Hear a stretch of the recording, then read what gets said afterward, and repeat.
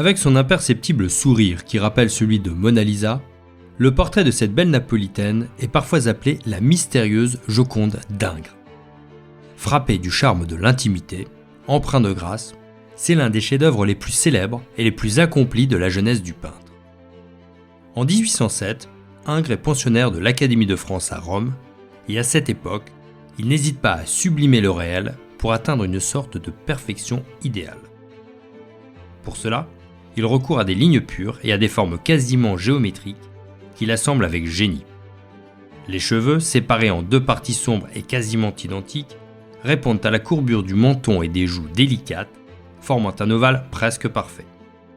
La légère inclinaison des lèvres répond à celle des sourcils et des cils qui bordent ses fascinants yeux en amande. Quant à l'arrêt strict et l'arête nasale, elle trace un axe imaginaire qui souligne la symétrie de ce visage de Madone. Modelé par la lumière avec beaucoup de douceur, son traitement pictural est subtil. Aucun empattement, aucun coup de pinceau visible, une gamme de couleurs réduite. Autour, tout n'est que rondeurs, courbes et contre-courbes. La forme circulaire du dossier du fauteuil qui prolonge l'épaule gauche, le peigne et le collier qui soulignent le contour du visage, le décolleté, les manches de velours noir, le bras droit, les volutes en fil d'or du fauteuil et du châle. Derrière la virtuosité de cette composition, beaucoup de travail, de doute et de tergiversation qui affleurent à la surface de la matière et dont on distingue les traces grâce à la réflectographie infrarouge. Les repentirs que l'on observe ici nous montrent qu'Ingres dut modifier à plusieurs reprises la forme de l'étoffe et l'emplacement des galons brodés pour parvenir à nous offrir ce drapé magistral au pli savant et aux reflets soyeux, destiné également à cacher un bras un peu trop long. Maintenus à distance de son noble visage, ces atours parlent à la jeune femme d'un luxe qui témoigne de son élévation. Quelques rehauts de blanc sur la surface plane, que l'on aperçoit ici grâce à la vue topographique, permettent de capter la lumière et font scintiller les diamants de ses bagues, tandis que miroitent les brins en écailles découpés et incrustés d'or d'un somptueux éventail.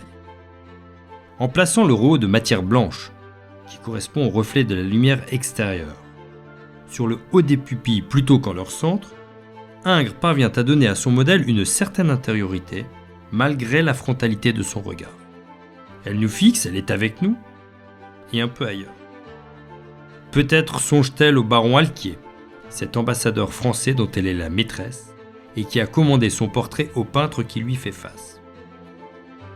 Se doute-t-elle qu'elle passera à la postérité, que son image fera couler l'encre des critiques, qu'elle sera admirée des princes d'Orléans? Dans les années 1830, près de 25 ans plus tard, Ingres recevra à son atelier une dame âgée et sans ressources, qu'il ne reconnaîtra pas tout de suite et qui voudra lui revendre son portrait. Ces émouvantes retrouvailles avec son tableau et avec Madame Duvossé inspirèrent à Théophile Gautier ces mots sur l'inéluctable éloignement entre le vivant et les images des instants passés. Les années qui détruisaient le modèle embellissaient la peinture, et moins elle lui ressemblait, plus la pauvre femme y tenait. Ce n'était que par ce tableau qu'elle ressaisissait la tradition d'elle-même.